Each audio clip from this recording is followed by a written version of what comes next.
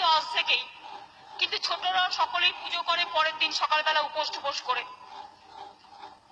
ওটা আমাদের আবার বসন্ত উৎসব, বসন্ত উৎসব, বসন্ত উৎসব, বসন্ত পঞ্চমী বলি আমরা।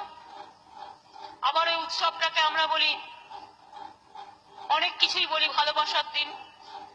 ভালোবাসা মানে শুধু এক অর্থ হয় না, ভালোবাসা সকলকে ভালোবাসা, টিচার, ঠাকুর, পরস্পর, বন্ধু বান্ধব, ছাত্রছাত্রী, তাদের একটা উৎসবের দিন।